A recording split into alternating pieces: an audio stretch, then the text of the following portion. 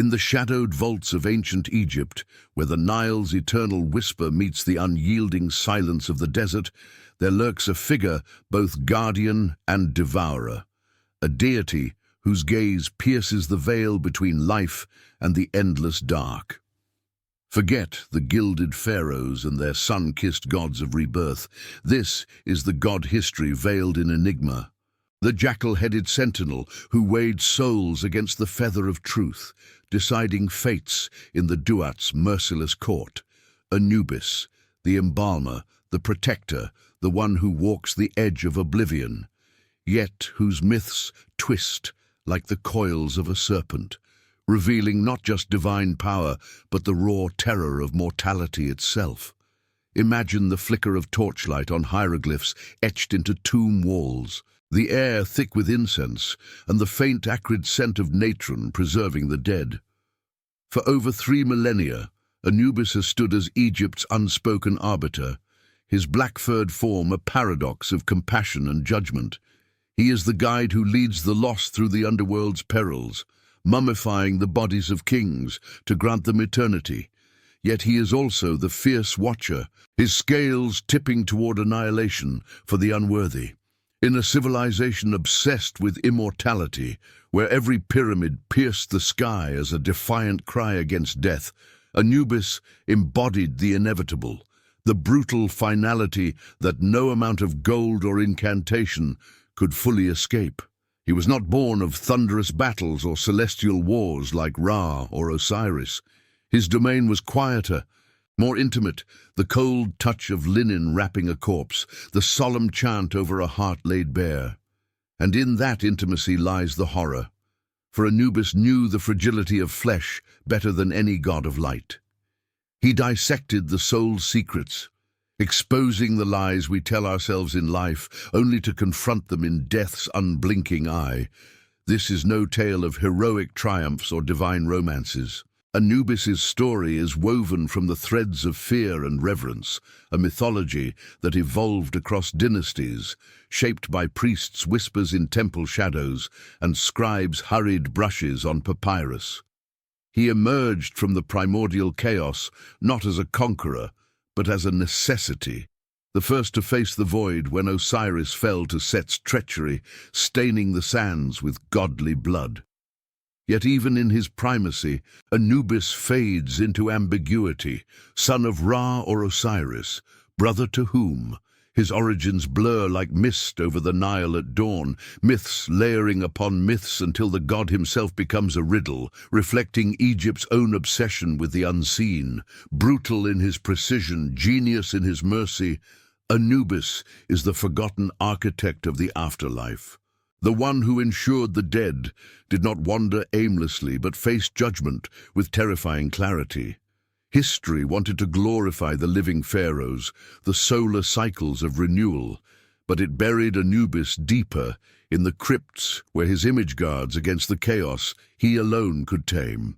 As the sun dips below the horizon, painting the pyramids in blood-red hues, we confront the central enigma.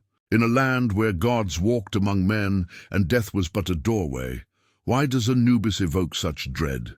He offers salvation through ritual, yet his jackal head, wild, scavenging, ever hungry, reminds us of the beasts that prowl the edges of human order. He is the paradox of protection laced with peril, the embalmer whose hands, steady and unyielding, prepare us for eternity while whispering of our insignificance. In the grand tapestry of Egyptian lore, where falcons soared and scarabs crawled toward rebirth, Anubis prowls the margins, his presence a shadow that lengthens with every heartbeat.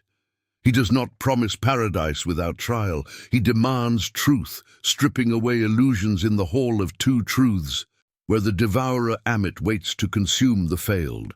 This is the god who humanized the divine by embracing the mortal coil's end, turning terror into a sacred rite.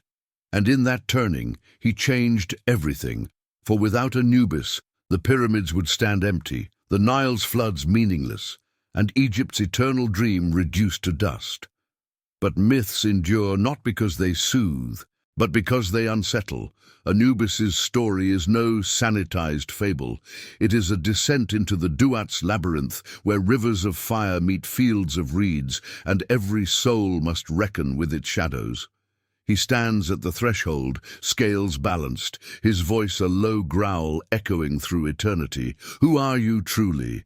In the weight of that question lies the brutality of history's forgotten guardian. A deity whose legacy is etched not in gold, but in the quiet fear of what lies beyond. As we embark on this journey through the sands of time, we peel back the veils of misconception, tracing Anubis from his shadowy beginnings to the rituals that bound a civilization to the stars. Prepare to walk the path of the dead, where enlightenment comes at the cost of illusion, and the jackal's watchful eyes reveal the fragile line between salvation and oblivion. For in understanding Anubis, we glimpse our own inevitable dance with the dark. To grasp Anubis's shadowed throne, we must first descend into the cradle of his world, a land forged by the Nile's relentless pulse, where life and death intertwined like the roots of a sacred lotus, blooming from mud and decay. Ancient Egypt stretched across the narrow ribbon of fertile black soil that the great river gifted each year, a verdigris vein slicing through the Saharan wastes, where golden dunes whispered of eternity under a merciless sun. This was no verdant paradise of myth. It was a brutal frontier, hemmed by cataracts to the south and the Mediterranean's restless waves to the north. A corridor of survival where every flood brought renewal and ruin in equal measure. The Nile did not merely sustain, it dictated. When the inundation swelled in late summer, waters from distant Ethiopian highlands surged northward, depositing silt that turned barren earth into fields of emmer wheat and barley, papyrus swaying in the breeze like the breath of gods. But delay that flood by a season, and famine clawed at the door. Corpses bloating in the heat, villages crumbling to dust, the pharaoh's divine mandate tested by the river's caprice. In this rhythm of abundance and annihilation, Egypt's people forged a worldview inseparable from the cycle. Life as ephemeral as a reed boat on the current, death as inevitable as the receding waters, revealing the mud's hidden bones. Geopolitics sharpened this existential edge. Before the unification under Narmer around 3100 BCE, the land fractured into rival nomes. Petty kingdoms ruled by local chieftains, their borders marked by canals and fortified walls, skirmishes flaring like desert storms over water rights and trade routes. The south, Upper Egypt, with its rugged cliffs and Theban strongholds, clashed against the delta's marshy sprawl in the north, Lower Egypt, where Hyksos invaders from the east would later introduce chariots and bronze, shattering illusions of isolation. Yet from this chaos rose the two lands, symbolized by the pharaoh's double crown, the white Hedjit of the south, the red Deshre of the north, binding a realm that endured for 3,000 years across dynasties. From the pyramid builders of the Old Kingdom to the Ptolemaic twilight under Greek and Roman shadows, power flowed from the god-king Horus incarnate, whose Ka, vital essence, linked heaven and earth, but it was underpinned by a bureaucracy of scribes and overseers, taxing the harvest with unyielding precision, their reed pens etching tallies on ostraca shards amid the clamour of corvée labourers hauling stone from Aswan quarries. Armies patrolled the eastern oases against Nubian raiders and Bedouin nomads, while to the northeast, the Sinai's turquoise mines and Canaanite trade caravans funneled lapis lazuli and cedar, weaving Egypt into a web of fragile alliances that crumbled under drought or rebellion. Culture bloomed from this precarious forge, a tapestry of reverence and ritual that elevated the mundane to the divine. Villages huddled along the floodplain, mud-brick homes whitewashed against the glare, their inhabitants, fellahin farmers, weavers, potters, rising before dawn to the cries of ibises probing the shallows for fish. Society stratified like the Nile's layers. At the apex, the pharaoh and his priesthood, ensconced in Memphis or Thebes, temples vast as cities, where smoke from altars curled toward vaulted ceilings painted with stars. Below, nobles in linen kilts oversaw estates, their tombs stocked with Shabti figurines to labor in the afterlife, while the masses toiled under the eye of Hathor, goddess of joy amid suffering. Art and architecture mirrored this order. Colossal statues of granite and diorite, faces serene yet unyielding, guarding hypogeums carved into cliffs, their walls alive with reliefs of offerings and processions. Music drifted from sistrum rattles and harps during festivals, honoring the inundation with dances that blurred the line between ecstasy and exhaustion. Yet beneath the grandeur lurked a profound fatalism, born of the desert's encircling void. The Egyptians saw the world as Ma'at, cosmic balance, harmony against Isfet's chaos, embodied in the daily rising of Ra, the sun god battling Apophis in the underworld night. Temples to Amun at Karnak swallowed workforces for generations, their pylons thrusting skyward as bulwarks against entropy, while oracles and dream incubation in sacred lakes sought glimpses of the divine will. At the heart of this worldview pulsed an obsession with the afterlife, not as distant heaven but as a mirrored Nile valley, the field of reeds where the worthy harvested eternally under Osiris's green gaze. Death was no rupture, it was transition. The Kai and Bay, body and soul, requiring sustenance through offerings poured into false doors on tomb walls. Embalming, that arcane craft, transformed corruption into preservation. Bodies eviscerated on slabs, organs jarred in canopic vessels, guarded by the four sons of Horus, flesh desiccated in natron salts under the moon's pale watch. Priests chanted from the pyramid texts, earliest of funerary spells inscribed in Old Kingdom tombs, invoking Anubis by name as the one who opens the way, his presence invoked to staunch the wounds of mortality.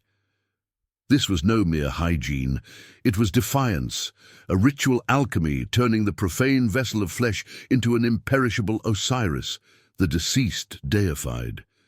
Yet the brutality underscored every incision. The stench of viscera, the weight of lungs collapsing in salt, the knowledge that without such rites the body dissolved, the soul adrift in Nun's primordial waters, devoured by serpents or lost to the Duat's 12 gates, each guarded by knife-wielding demons. In this cauldron of flood and famine, unity and strife, Egypt birthed a theology where gods were not aloof Olympians but immanent forces, their myths evolving with the dynasty's tides. The Ennead of Heliopolis placed Atum emerging from chaos, spawning Shu and Tefnut, thence Geb and Nut, Osiris and Isis, a genealogy that absorbed local deities like Anubis, once a jackal god of the Sinopolite nome, his cult swelling as death's rituals centralized. Geopolitics intruded here too. Invasions by Libyans, Assyrians, Persians, each layer adding syncretic hues, blending Anubis with Greek Hermes as Hermanubis in the late period. Culture's sensory richness, the tang of myrrh in embalming tents, the low hum of chants echoing in Valley of the King's Shafts, infused religion with intimacy, making the divine tactile, the afterlife a bureaucratic ordeal, demanding spells from the Book of the Dead. Papyrus scrolls, buried with the elite, their vignettes of judgment foretelling Anubis's scales. This era's worldview, then, was one of controlled peril, the Nile as artery of life, the desert as maw of oblivion, pharaohs as shepherds staving off cosmic disorder. It shaped a people who built, not for the moment but for millennia, their car enduring through stone and rite. And in that endurance, the seed of Anubis took root, not as a distant judge, but as the intimate architect of passage, his jackal form prowling the liminal spaces where Egypt's grandeur met its inevitable dusk. For without this foundation, the myths that followed would dissolve like footprints in the flood, from the swirling mists of pre-dynastic obscurity, where jackals howled at the moonlit edges of forgotten settlements, Anubis emerges not as a thunderclap of divine birth, but as a shadow coalescing from the land's primal fears. A figure born of necessity, his form etched into the collective dread of a people who stared too long into the desert's empty gaze. The myths paint him in strokes of enigma, a god without a clear genesis, his parentage a tangle of celestial liaisons that shift like sand dunes under the Kamsin winds. Was he the offspring of Ra, the sun's fierce progenitor, sired in the fiery crucible of Heliopolitan theology, where the creator god's rays pierced the primordial nun to birth a protector for the vulnerable dead? Or did he spring from Osiris himself, that verdant lord of the underworld, conceived in the shadowed union with Nephthys, Set's forsaken sister, a child marked by betrayal's stain, even before his first breath? The pyramid texts, those ancient incantations carved into the sarcophagi of 5th dynasty kings around 2400 BCE, whisper the latter, Anubis as the son of Osiris, a bastard heir whose jackal visage hides the illegitimacy of his conception, born amid the treachery that would later claim his father's throne. Yet earlier echoes from the Old Kingdom's funerary papyri contradict this, elevating him as Ra's direct descendant, a solar sentinel whose black fur absorbs the night's darkness to safeguard the dawn. These are not mere scholarly quibbles, they are fractures in the mythos, revealing Anubis as a deity assembled from disparate cults, his identity a mosaic pieced together by priests seeking to bind the chaos of local worship into the pharaoh's unified realm. Documented fragments ground this ambiguity in the grit of archaeology, unearthing his roots in the arid nome of Sinopolis, city of the dog, where pre-dynastic graves from the Naqada II period, circa 3500 BCE, yield ivory amulets of jackal-headed figures, their eyes inlaid with lapis, standing sentinel over huddled skeletons wrapped in frayed linen. These were no elite tombs. They belonged to the common folk, herders and fishermen whose lives ended in the floodplain's merciless fevers or the scorpion's sting, their simple pits guarded by clay effigies that scholars now link to an proto-Anubis, a chthonic spirit invoked to ward off grave robbers and the restless dead. Excavations at Abydos, the sacred ossuary of Osiris, reveal even older seals from the first dynasty bearing the epithet NPW, the ancient name for Anubis, depicting a canine form loping beside a serek, the pharaoh's heraldic enclosure, suggesting his role as a royal embalmer predated the Grand Pyramids. Here, myth brushes against fact. The jackal, Anubis's emblem, was no arbitrary choice. These scavengers prowled the desert fringes, feasting on the unburied remains of the drowned or the slain, their eerie cries piercing the night as they unearthed shallow graves, a visceral reminder of death's indignity, the body's betrayal into rot. To the Egyptians, who viewed the intact corpse as the soul's anchor, the jackal embodied both horror and hope, a desecrator who, through ritual taming, became the purifier, his wild hunger redirected into the precise art of mummification. Psychological undercurrents run deep in this shaping. Anubis reflects the trauma of a society haunted by impermanence, where the Nile's gifts could curdle into plague, and the desert's silence mocked human striving. He is the god of the marginalized, born from the fears of those who buried their kin in haste, without the luxury of stone monuments, his presence a psychological balm against the abyss, promising order where nature offered only dissolution. Contradictions abound, layering his origins with a melancholy irony that humanizes the divine. In the coffin texts of the Middle Kingdom, around 2000 BCE, Anubis appears as a paradoxical father figure, guiding the deceased Horus, often the pharaoh's alter ego, through the Duat's perils. Yet his own lineage ties him to Set, the murderer of Osiris, through Nephtys's illicit tryst. This duality, loyal son to the betrayed, yet kin to the betrayer, mirrors Egypt's cultural forces, a civilization forever reconciling unity with fracture. The Old Kingdom's state religion, centered in Memphis, absorbed Anubis from peripheral cults, elevating him as he who is upon his mountain, the embalmer atop the Kebessenuf, the embalmer's tent, where the body's fluids drained into the sands. But in the delta's marshy lowlands, folk tales from the Ramesside era whisper of Anubis as a trickster. His jackal cunning outwitting demons at the underworld's gates, a remnant of pre-unification animism where animal spirits mediated the human-divine divide. Traumas etched this evolution. The first intermediate period's anarchy, circa 2180 BCE, when civil war and drought shattered the Old Kingdom's facade, leaving unburied corpses to the jackal's mercy. In response, provincial priesthoods amplified Anubis's role, inscribing him on stelae as the lord of the sacred land, protector against Isfet's encroaching disorder. Psychological shaping intensified here. The god became a vessel for collective grief. His black form, dyed with soot in ritual masks, absorbing the nation's sorrow, much as natron drew moisture from the dead. Yet this compassion masked a sterner truth. Anubis demanded reciprocity, his mercy conditional on ritual purity, a cultural force enforcing Ma'at through fear, where the unworthy soul faced not just judgment, but obliteration.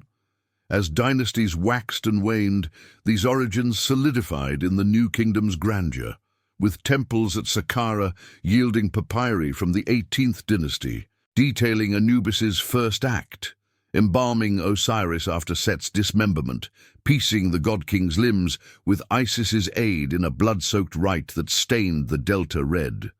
Myth versus fact blurs further. While scribes romanticize this as divine inception, forensic traces from embalming workshops, hooks, knives, linen bolts, attest to Anubis's practical primacy, his cult funding the priesthood's power through fees exacted from grieving families. Contradictions persist.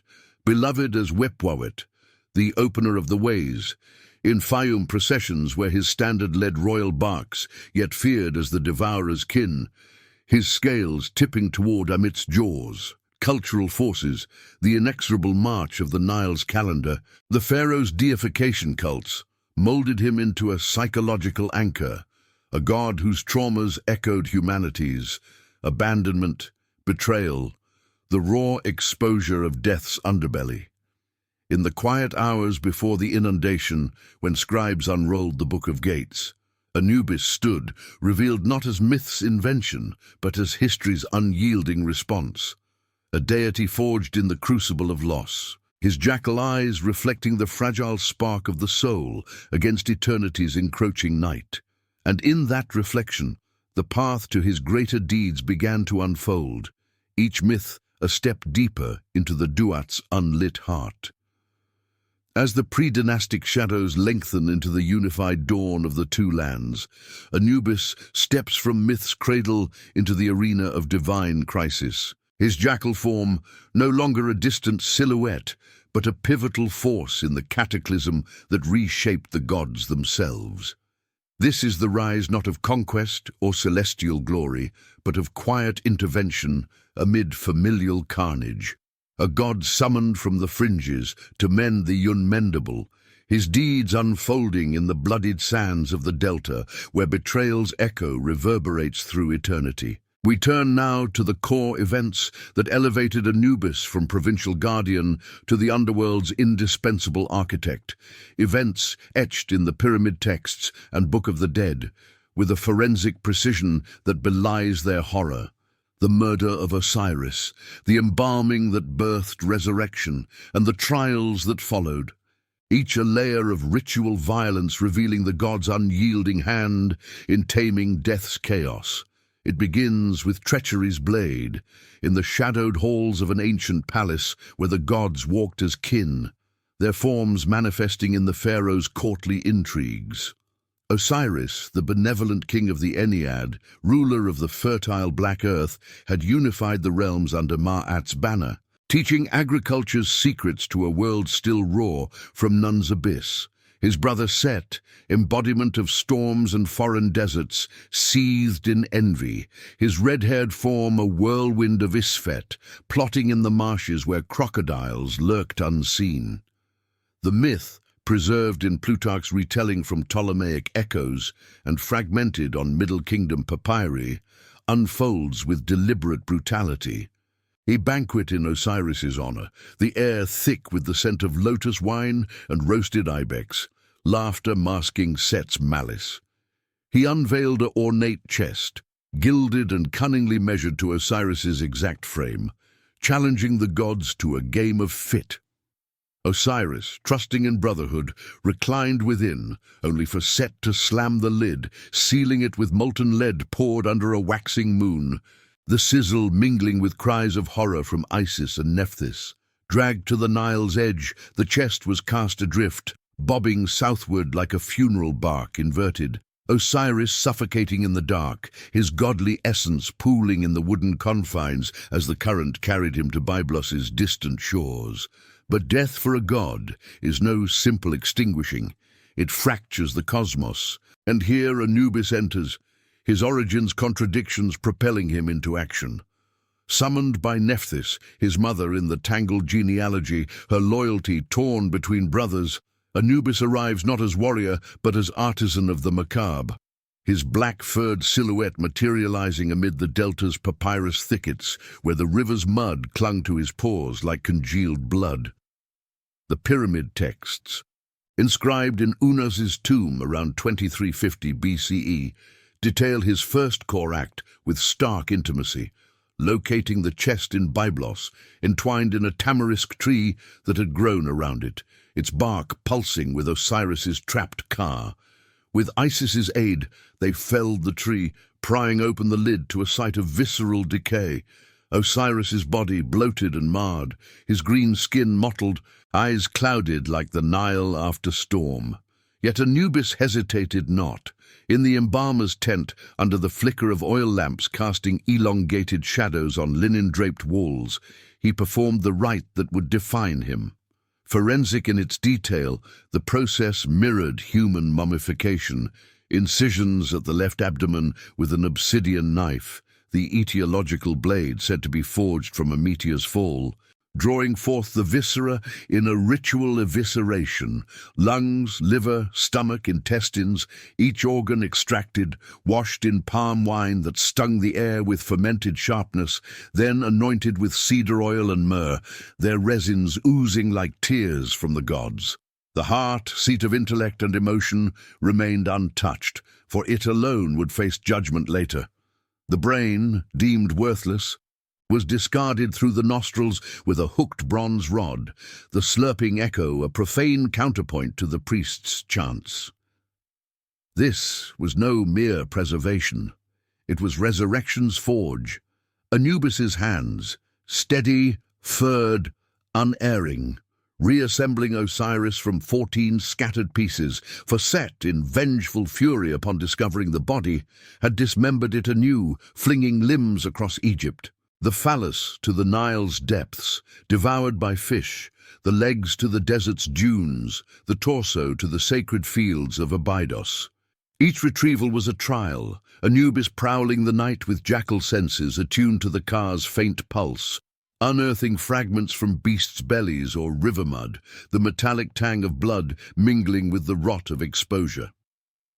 In the coffin texts, this quest takes mythic form. Anubis as he who binds the limbs, wrapping the corpse in natron-soaked bandages, layer upon layer, each fold an incantation against dissolution, the salt drawing moisture until the body stiffened into eternal rigidity.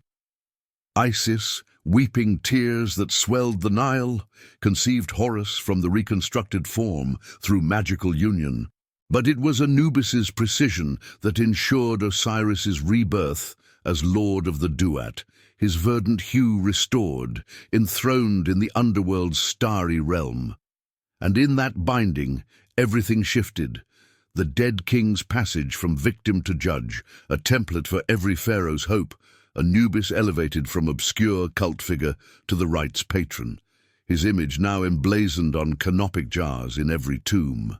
From this pivotal embalming, Anubis's role expanded into the Duat's labyrinthine trials, core events that forensic analysis of New Kingdom vignettes reveals as a gauntlet of psychological and cosmic peril. The Book of the Dead, those spell-laden scrolls from the 19th dynasty onward, depict him leading the soul's bird form, through 12 caverns, each guarded by serpents with scales like flickering flames and gates bolted with adamant. In the Hall of Two Truths, the drama peaks.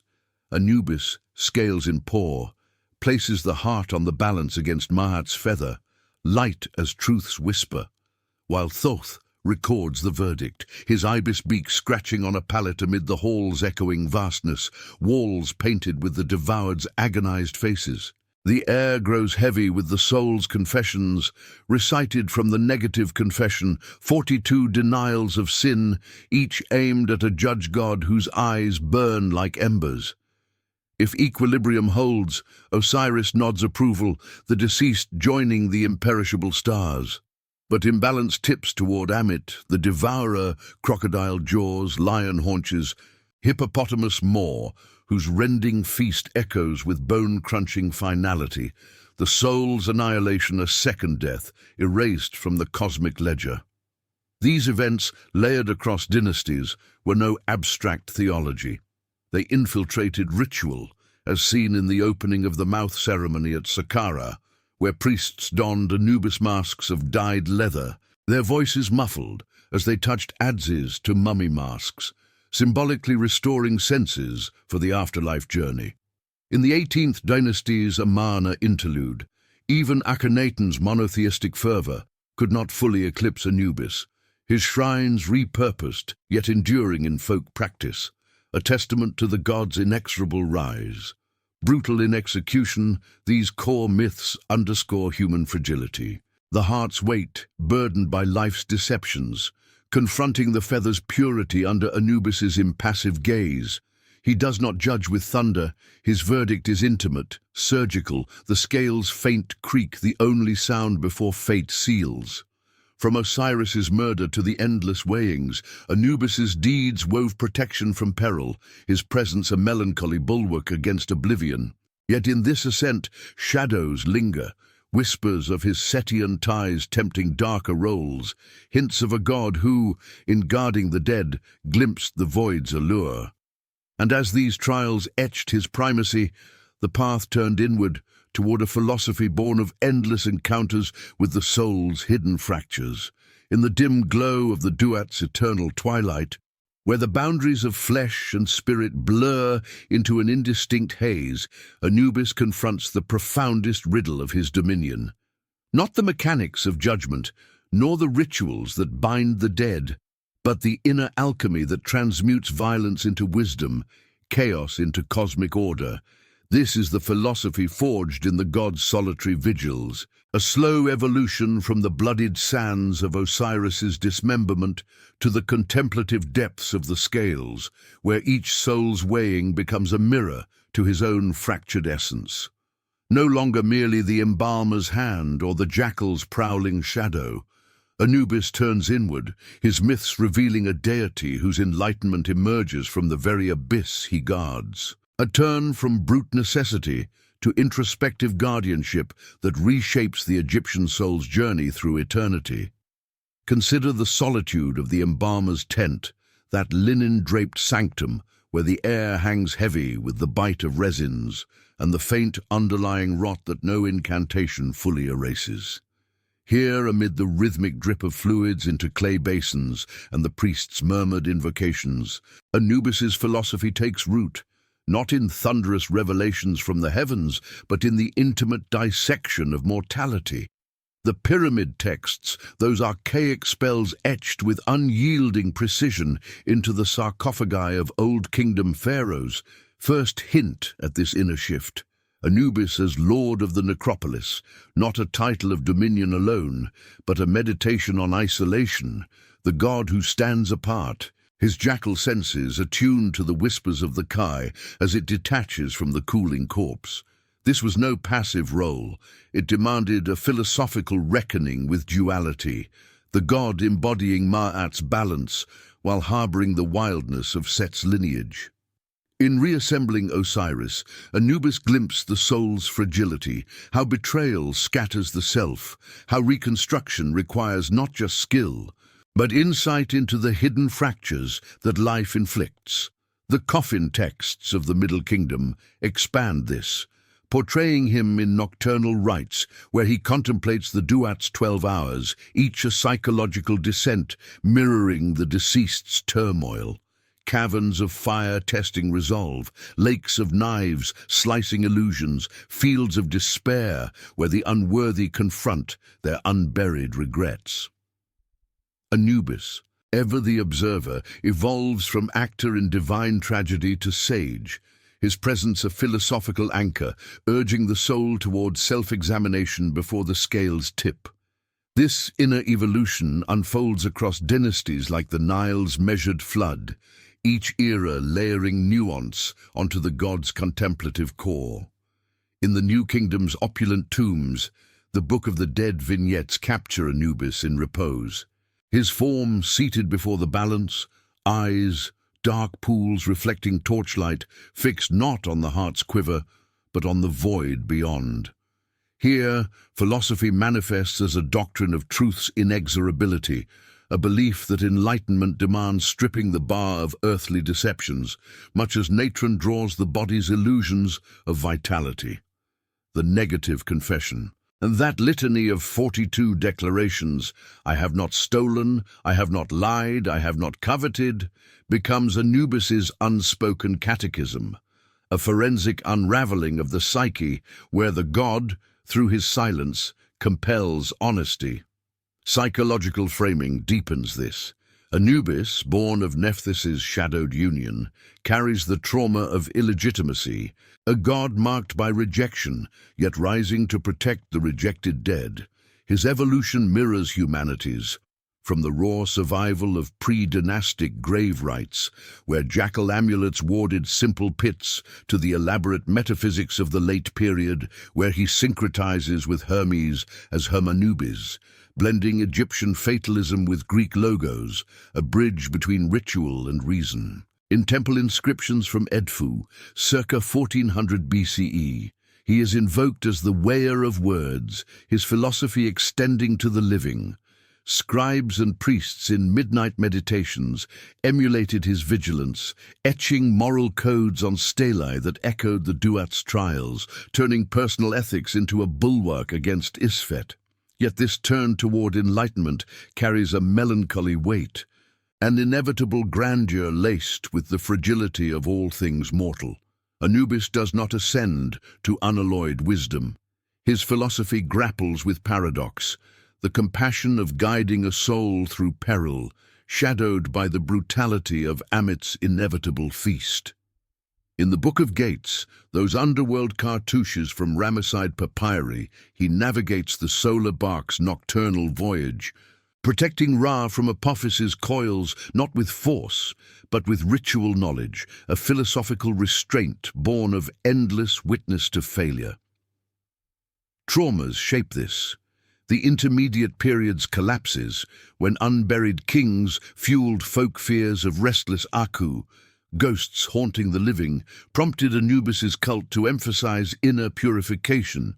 Spells like BD 125 detailing his role in awakening the deceased's conscience. Irony threads through. The god who embalmed the divine king now instructs pharaohs in humility.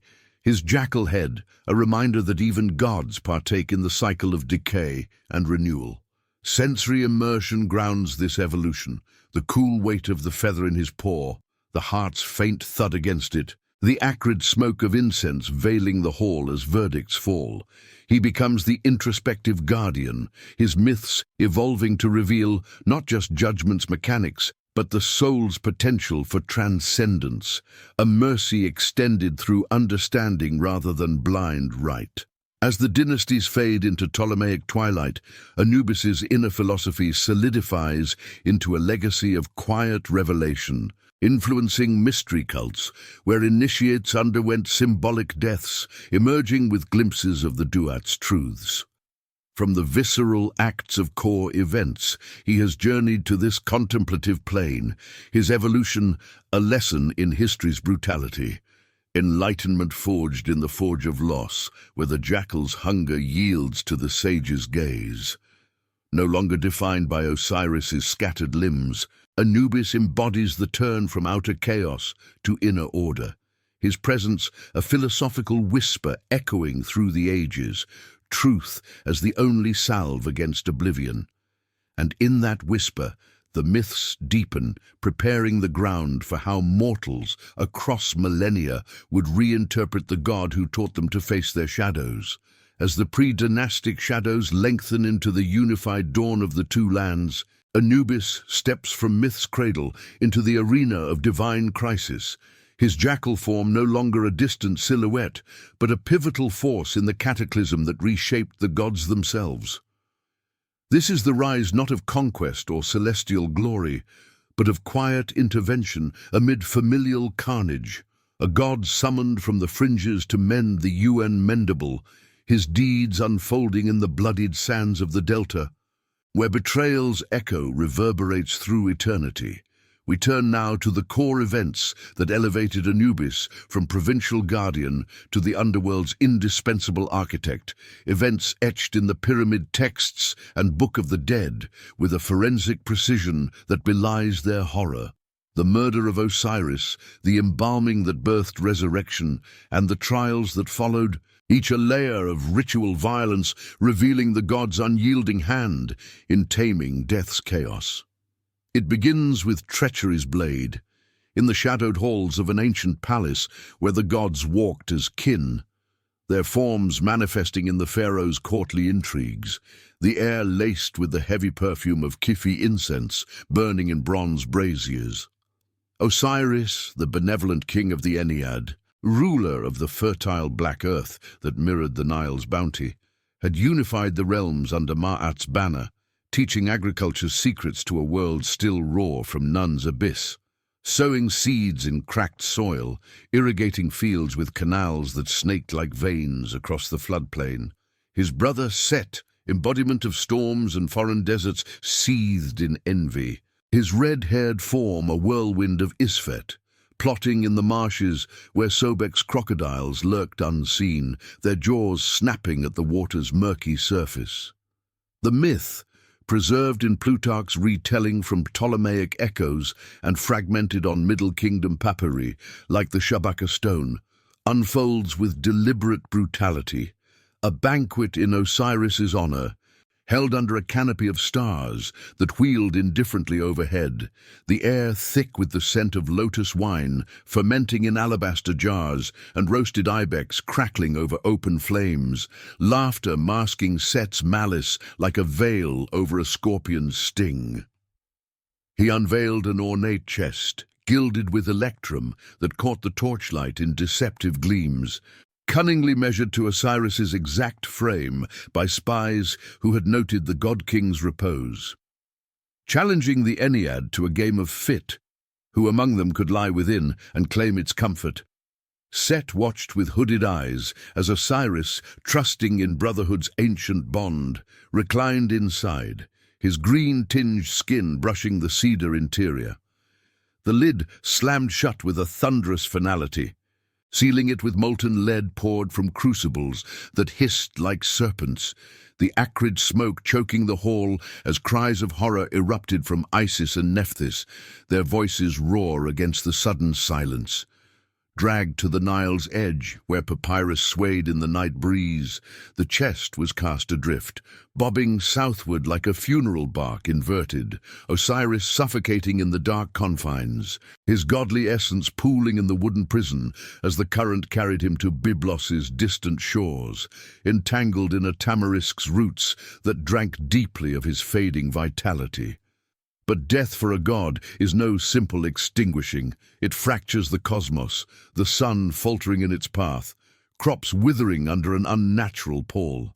Here Anubis enters, his origins contradictions propelling him into action. Summoned by Nephthys, his mother in the tangled genealogy, her loyalty torn between brothers like a reed split by floodwaters.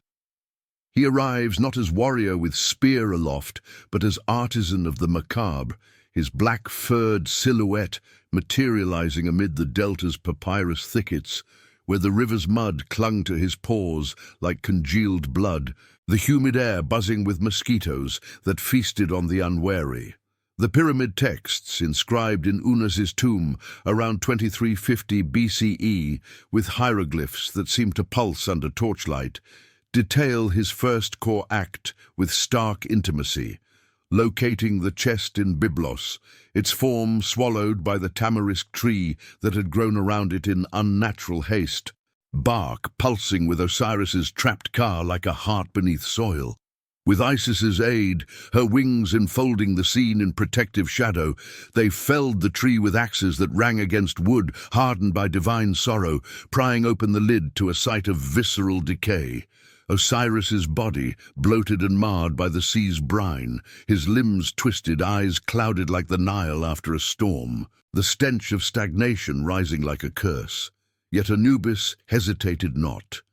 In the embalmer's tent, a cabesanuf of white linen stretched taut against the wind, under the flicker of oil lamps casting elongated shadows on walls stained with previous rites. He performed the act that would define his rise. Forensic in its detail, the process mirrored and mythically birthed human mummification. A rite passed from gods to men, incisions at the left abdomen with an obsidian knife, the etiological blade said to be forged from Seth's own fallen meteor, drawing forth the viscera in a ritual evisceration that echoed the land's own dissections by famine. Lungs inflated with the breath of life, now deflated and slick, liver dark with stored rage, stomach coiled like Set's deceit, intestines entangled as the Nile's hidden currents, each organ extracted with steady pores, washed in palm wine that stung the air with its fermented sharpness, then anointed with cedar oil and myrrh, their resins oozing like tears from the gods themselves, pooling in shallow basins etched with protective spells. The heart, seat of intellect and emotion, remained untouched. For it alone would face judgment later, its beat a faint echo in the silence. The brain, deemed worthless chaff, was discarded through the nostrils with a hooked bronze rod, the slurping sound a profane counterpoint to the priest's chants, rising in measured cadence, invoking Anubis as reckoner of bones.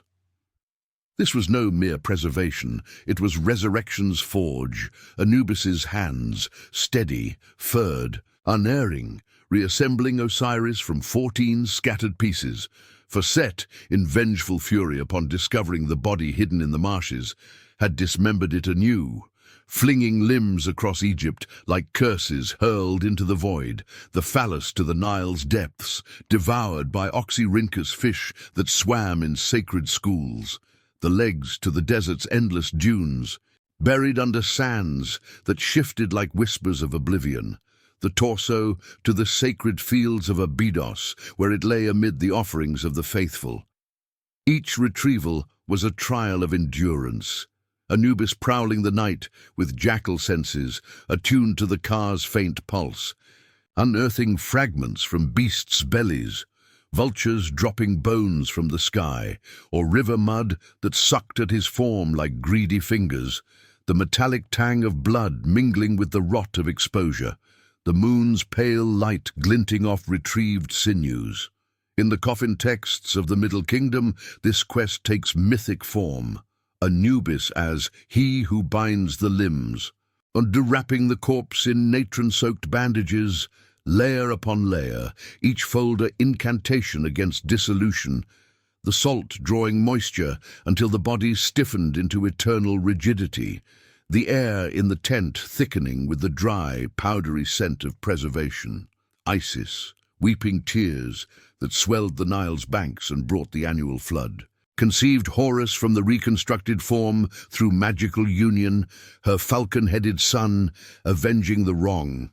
But it was Anubis's precision that ensured Osiris's rebirth as Lord of the Duat, his verdant hue restored by unguents of lotus and lapis, enthroned in the underworld's starry realm amid fields of eternal reeds. And in that binding, everything shifted. The dead king's passage from victim to judge, a template for every pharaoh's hope.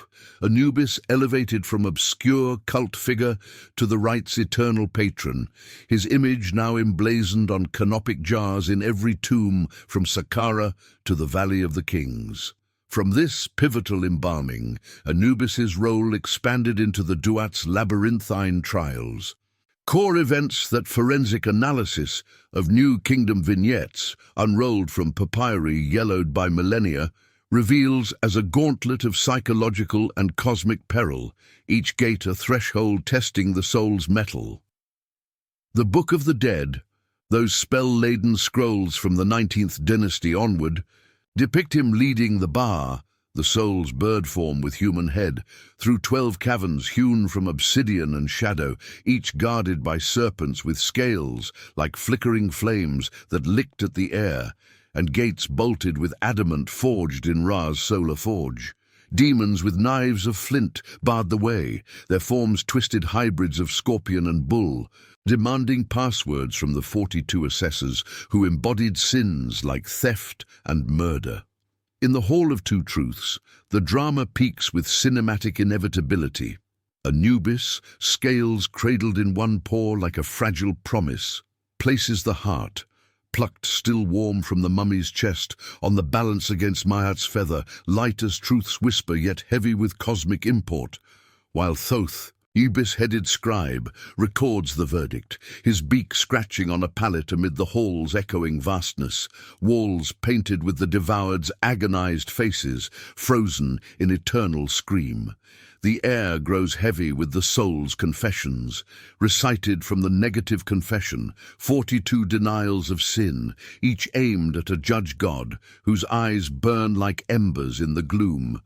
I have not killed. I have not stolen grain. I have not uttered lies. If equilibrium holds the scales steady, Osiris nods approval from his throne of lapis and gold, the deceased joining the imperishable stars, their light piercing the Duat's veil. But imbalance tips toward Amit, the devourer, crocodile jaws gaping, lion haunches tensed, hippopotamus maw slobbering, whose rending feast echoes with bone-crunching finality, the soul's annihilation a second death, erased from the cosmic ledger, its echo fading into none's silent depths. These events, layered across dynasties like sediment in the Nile's bed, were no abstract theology divorced from the living world. They infiltrated ritual with brutal intimacy, as seen in the opening of the mouth ceremony at Saqqara's Serdab chambers, where Sem priests donned Anubis masks of dyed leather and jackal fur, their voices muffled as they touched adzes of meteoric iron to mummy masks carved in the deceased's likeness, symbolically restoring sight, speech, and sustenance for the afterlife journey. In the 18th dynasty's Amarna interlude under Akhenaten's solar heresy, even that monotheistic fervor could not fully eclipse Anubis, his shrines repurposed for Aten's rays, yet enduring in folk practice among the laborers hauling obelisks, a testament to the god's inexorable rise amid political tempests. In the late period's syncretic haze, as Persian satraps ruled from Memphis, Anubis's core myths fused with foreign echoes, his form appearing in demotic papyri as guide for Greek initiates in mystery rites at Abydos, where torchlit processions reenacted the embalming, the crowd's murmurs blending with the distant howl of desert jackals. Brutal in execution, these core events underscore human fragility, the heart's weight. Burdened by life's deceptions and unchecked desires, confronting the feather's purity under Anubis's impassive gaze, his furred form unmoving as the balance sways, he does not judge with thunder or divine wrath. His verdict is intimate, surgical, The scales' faint creak, the only sound before fate seals with inexorable finality. The worthy ascending to the field of reeds, scythe in hand amid golden wheat. The failed consigned to Amit's gullet, their essence scattered like dust on the wind. From Osiris's murder to the endless weighings in the hall's shadowed expanse, Anubis's deeds wove protection from peril, his presence a melancholy bulwark against oblivion, transforming the duat from chaotic void to ordered tribunal. Yet in this ascent, shadows linger, whispers of his Setian ties tempting darker roles, hints of a god who, in guarding the dead through millennia of ritual and myth, glimpsed the void's allure and turned away, his path veering inward toward the philosophy born of endless encounters with the soul's hidden fractures. In the dim glow of the duat's eternal twilight, where the boundaries of flesh and spirit blur into an indistinct haze of flickering shadows and the distant rumble of subterranean rivers, Anubis confronts the profoundest riddle of his dominion, not the mechanics of judgment with its cold precision, nor the rituals that bind the dead in linen folds against the pull of decay, but the inner alchemy that transmutes violence into wisdom, chaos into cosmic order. This is the philosophy forged in the god's solitary vigils, a slow evolution from the bloodied sands of Osiris's dismemberment to the contemplative depths of the scales, where each soul's weighing becomes a mirror to his own fractured essence. No longer merely the embalmer's hand steady over the obsidian blade, or the jackal's prowling shadow along the Nile's desolate banks, Anubis turns inward, his myths revealing a deity whose enlightenment emerges from the very abyss he guards, a turn from brute necessity to introspective guardianship that reshapes the Egyptian soul's journey through eternity, demanding not blind obedience, but a reckoning with the self's concealed truths. Consider the solitude of the embalmer's tent, that linen-draped sanctum pitched on the edge of the necropolis, where the air hangs heavy with the bite of resins, cedar and myrrh mingling in thick coils, and the faint underlying rot that no incantation fully erases, a reminder of the body's inevitable betrayal. Here, amid the rhythmic drip of fluids into clay basins, etched with protective eyes, and the priest's murmured invocations rising like smoke from dying coals, Anubis's philosophy takes root, not in thunderous revelations from the heavens' vault, but in the intimate dissection of mortality, where each incision peels back layers of illusion to expose the core of being. The pyramid texts, those archaic spells etched with unyielding precision into the sarcophagi of Old Kingdom pharaohs around 2400 BCE, first hint at this inner shift. Anubis as Lord of the Necropolis, not a title of dominion alone, but a meditation on isolation. The god who stands apart on the desert's rim, his jackal senses attuned to the whispers of the Ka as it detaches from the cooling corpse. Trailing like mist over cooling stone, this was no passive role.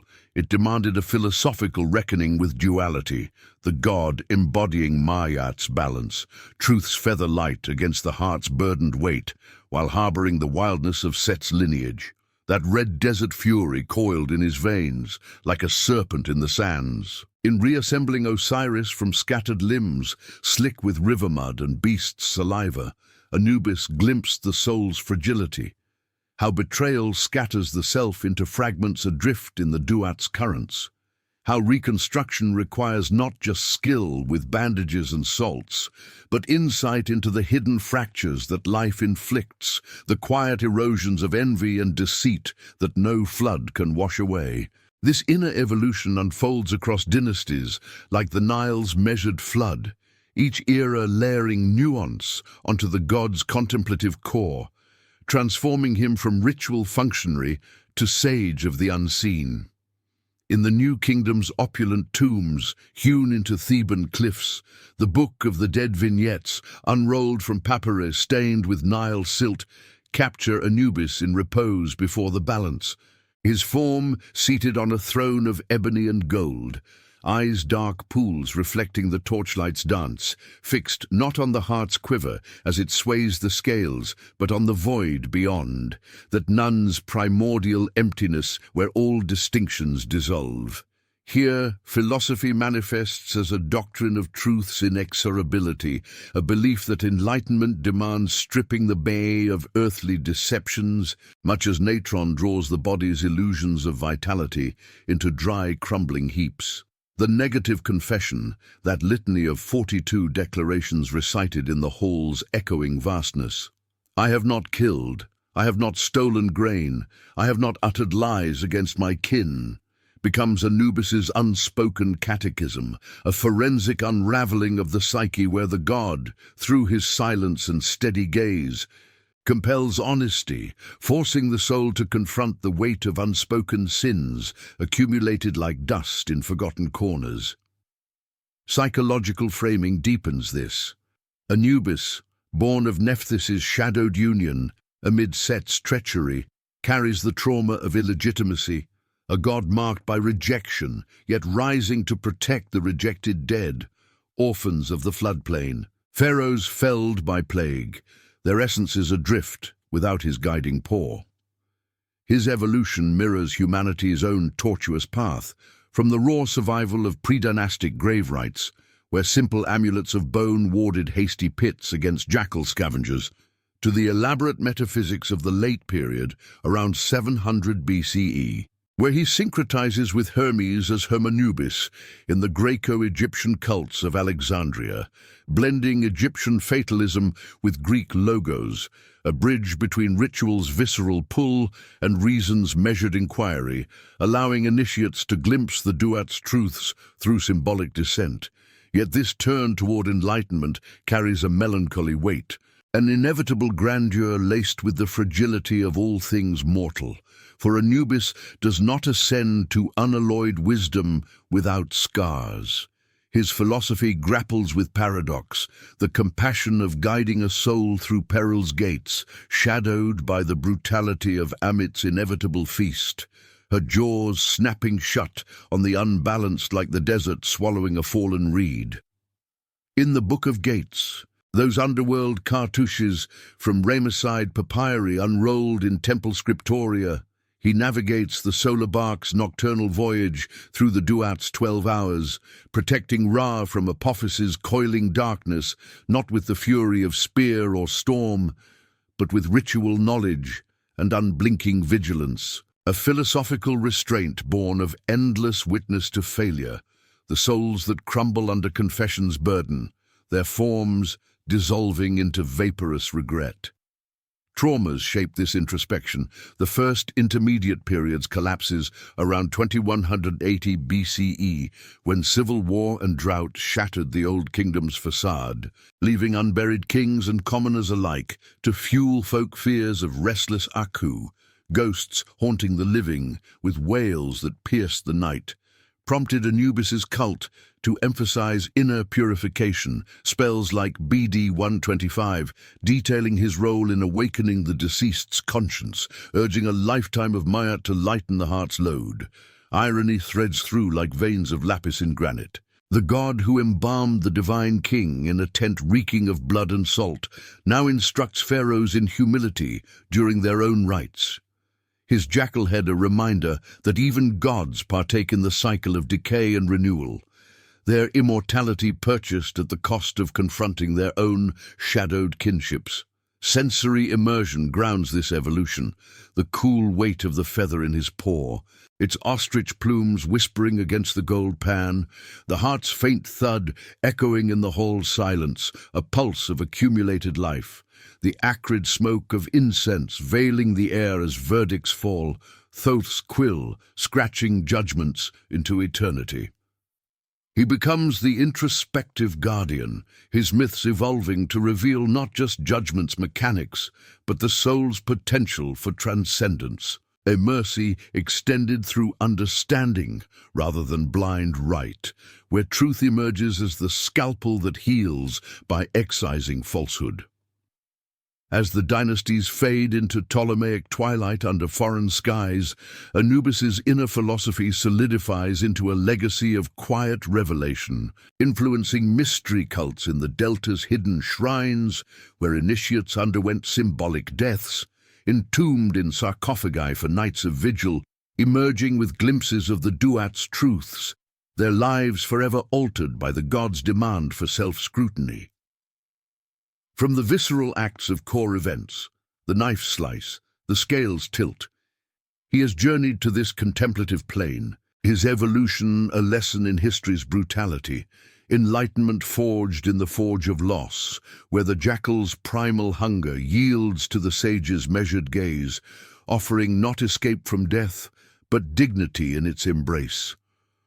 No longer defined solely by Osiris's scattered limbs or the devoured's final screams, Anubis embodies the turn from outer chaos to inner order. His presence, a philosophical whisper echoing through the ages, truth as the only salve against oblivion's encroaching tide. And in that whisper, the myths deepen, veering toward the legacies that mortals would etch in stone and story, reinterpreting the god who taught them to face their shadows without flinching. From the contemplative depths of Anubis's inner forge, where the soul's truths are weighed against eternity's unyielding measure, his essence spills beyond the duat's shadowed gates, infiltrating the waking world through the fragile vessels of human memory. Scrolls unrolled in torchlit scriptoria, stone carvings weathered by millennia of sandstorms, and the later echoes of ink on paper that carry his jackal gaze into realms he never prowled. This is the legacy, not a triumphant blaze, but a persistent undercurrent, seeping into books that preserve his rituals, films that dramatize his enigma, and the sprawling tapestry of pop culture where his form twists into symbol and spectacle. Yet in this diffusion lies a melancholy irony. The god who bound the dead in linen now haunts the living's imaginations, his myths reinterpreted through lenses of academia's scrutiny and popular fancy, debates raging like Nile winds over his true nature, benevolent guide or inexorable devourer, while misconceptions layer like dust on forgotten tombs, obscuring the brutal precision that defined him. The foundation of his enduring voice rests in the ancient tomes, those papyrus codices and limestone inscriptions that mortals clutched as talismans against the void. The Book of the Dead, that compendium of spells from the New Kingdom's 16th dynasty onward, stands as his most intimate testament, a 200-foot scroll of vignettes and incantations buried with the elite in Theban necropolises, its pages yellowed by the breath of the deceased. Here Anubis dominates the scenes, his furred paws adjusting the scales in spell 125, the heart's confession unfolding under his watchful eyes, a forensic blueprint for judgment that influenced every subsequent funerary text. Coptic fragments from the late period adapt these into Christian codices, Anubis's form blurring with archangels at heaven's gate, his legacy syncretizing with emerging faiths as Egypt's gods faded under Roman crosses. In the medieval Islamic world, scholars like al-Makrisi in 15th century Cairo pored over pyramid relics, their treatises in Arabic recasting Anubis as a pre-Abrahamic sage of the afterlife, his jackal head evoking desert jinn rather than divine kin. And into modernity, books multiply his shadow. E.A. Wallace Budge's 1895 translation of the Book of the Dead, with its woodcut illustrations of Anubis looming over mummies, romanticized him for Victorian audiences, turning arcane rites into accessible Gothic thrill. Later, Jan Assmann's Death and Salvation in Ancient Egypt, 2001, dissects his philosophical role, arguing Anubis as the architect of moral psychology, his scales a metaphor for ethical equilibrium that prefigures Western conscience. These volumes, shelved in dusty libraries from Oxford to Cairo's Egyptian Museum, preserve not just facts, but the sensory weight of his domain. the imagined creak of balances, the dry rasp of natron, ensuring his myths endure as intellectual anchors amid history's relentless erosion. Films and visual epics extend this reach, casting Anubis in celluloid's flickering light, where his enigma becomes spectacle laced with dread. Boris Karloff's 1932 The Mummy invokes him obliquely through Imhotep's resurrection rites, the embalmer's tent recreated in Universal's black and white gloom, shadows playing across wrappings that echo Anubis's binding hand. But it is the 1999 reboot, Brendan Fraser's swashbuckling romp amid Hamunaptra's ruins, that popularizes him outright. Arnold Vosloo's Imhotep chants to Anubis statues, their golden eyes gleaming as scarabs swarm, blending horror with adventure in a way that grossed millions, yet diluted the god's gravity into monster fodder. Documentaries fare better in reverence. BBC's Egypt's Golden Empire, 2001, reconstructs the Hall of Two Truths, with CGI scales tipping under dramatic narration, forensic actors in linen reciting confessions, while the camera lingers on jackal masks, evoking the ritual's intimate terror. In The Prince of Egypt, 1998, animated for families, Anubis appears fleetingly in underworld visions. His form, a somber counterpoint to Moses' plagues, teaching children the duat's perils without the gore. These reels, projected in darkened theaters or streamed in suburban nights, reinterpret Anubis through modern lenses, protector in peril's guise, yet often sensationalize, turning his philosophical depth into visual shorthand, the jackal's howl dubbed over explosive sets. Pop culture amplifies this further, weaving Anubis into the digital ether, where gods clash with superheroes and hackers. In video games like Assassin's Creed Origins, 2017, players navigate Ptolemaic Alexandria, encountering Anubis shrines that unlock lore through holographic vignettes, his myths gamified into puzzles of moral choice, balance a virtual heart or face digital amit. Comic books summon him too.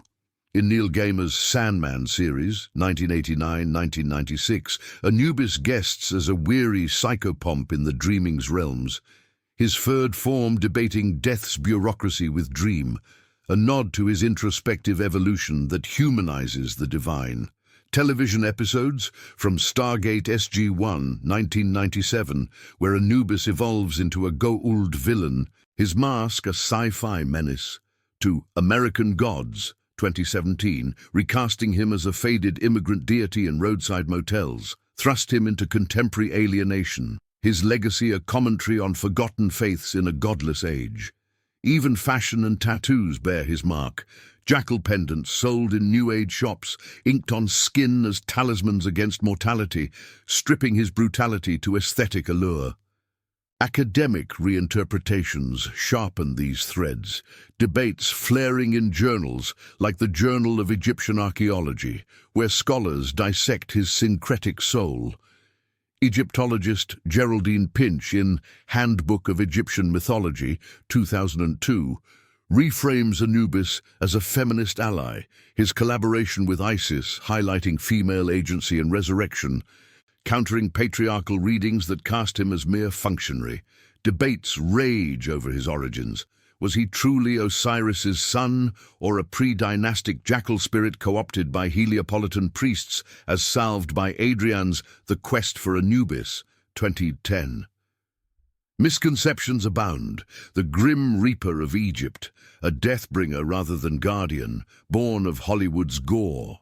Or a benevolent psychopomp, ignoring Amit's shadow, ignoring the paradox of mercy laced with annihilation. Irony bites.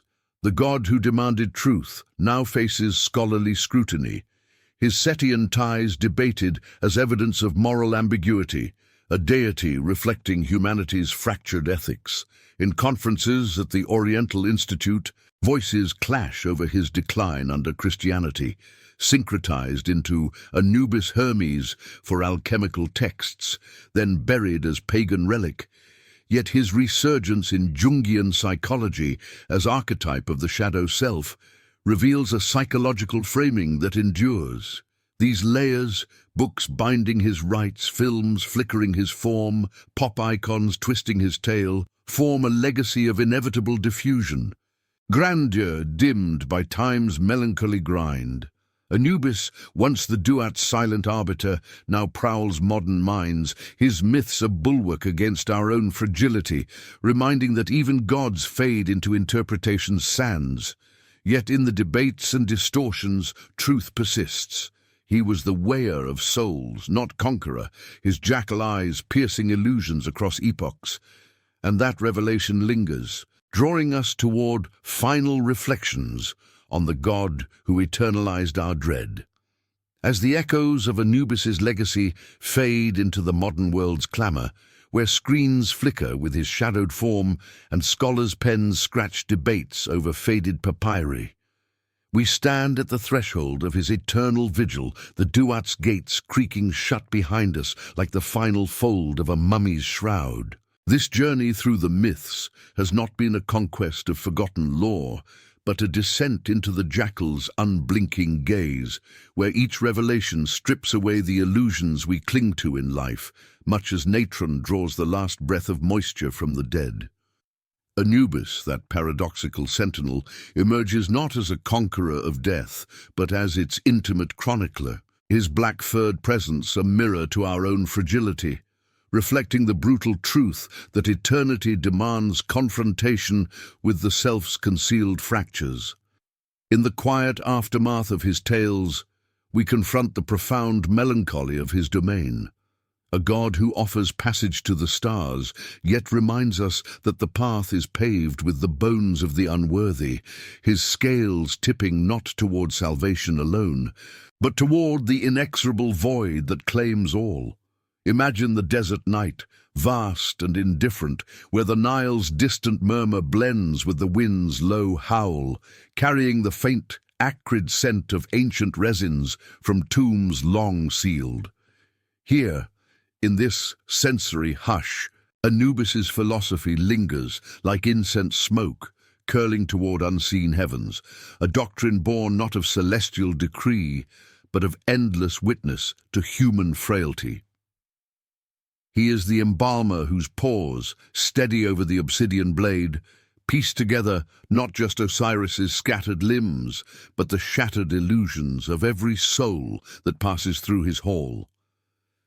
The pyramid texts, those primordial incantations etched into stone with the weight of dynastic hope, whisper of his role as opener of the ways, yet in their rhythm lies a deeper introspection. The God who binds the dead teaches the living that truth is no gentle guide, but a scalpel excising deceit, leaving the heart exposed and quivering. Across the epochs, from the pre-dynastic amulets clutched in hasty graves to the syncretic shrines of Ptolemaic Alexandria, Anubis evolves from scavenger's shadow to sage of the unseen. His myths a psychological forge where trauma transmutes into wisdom. The betrayal of Set, the dismemberment's gore, the confession's raw vulnerability. These are not mere narratives of divine strife, but parables of our own inner wars, where the Set within us scatters the Osiris of our potential, only for Anubis to demand reassembly through unflinching honesty.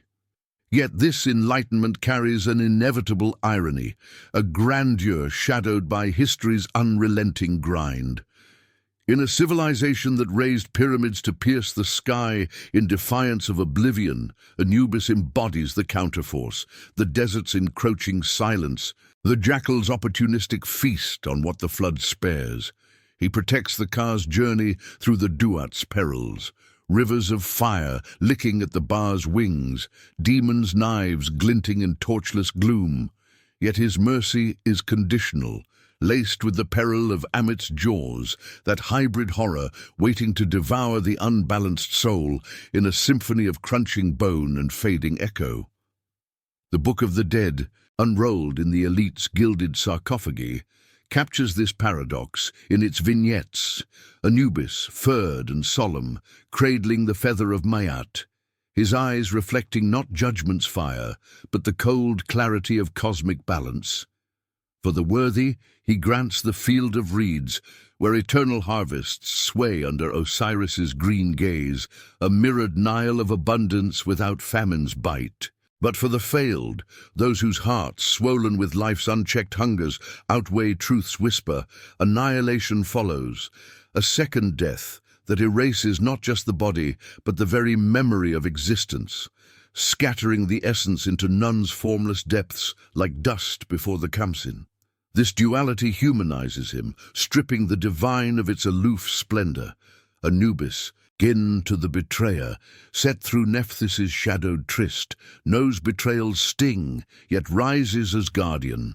His philosophy a melancholy bridge between chaos and order, reminding us that salvation is no gift, but a reckoning earned in the quiet hours of self-scrutiny. The brutality of this truth underscores history's fragile weave, where Egypt's grandeur, temples swallowing generations in stone, pharaohs deified in gold, crumbles under time's indifferent weight, leaving Anubis as the enduring witness. His myths, layered across 3 millennia like silt from the Nile's floods, reveal a god who tamed death's terror, not through conquest, but through ritual's intimate precision. The incisions slice, the bandages fold, the scales faint creak in the hall of two truths. In our own era, as we chase immortality through silicon and serum, Anubis prowls the margins of consciousness, his jackal form a psychological archetype, the shadow self that demands we face the voids within, lest they consume us in life's twilight. Pop culture twists him into villain or talisman, academia debates his origins in sterile halls, yet the core persists. He is the god who eternalized dread, turning mortality's horror into a sacred rite, where fear becomes the forge of enlightenment. No romantic savior, no thunderous avenger. Anubis is the quiet inevitability, the one who walks the edge of oblivion, his presence a low growl echoing through eternity. Who are you, truly, when the illusions strip away? And in that question lies the deep lesson, a paradox etched into the soul's fabric. In embracing Anubis's gaze, we do not conquer death but dignify it, finding not escape from the dark, but harmony within its embrace. The pyramids stand empty without his rites, the Nile's cycle meaningless absent his judgment, Egypt's dream reduced to fleeting vapor. He changed everything, not by defying the void, but by illuminating its truths, leaving us to ponder our own weighings in the quiet of the night. As the sands shift and stars wheel overhead, Anubis watches still, his jackal eyes piercing the veil. A guardian whose myths remind us that the journey to eternity begins not in life's clamor, but in the brave silence of the heart laid bare.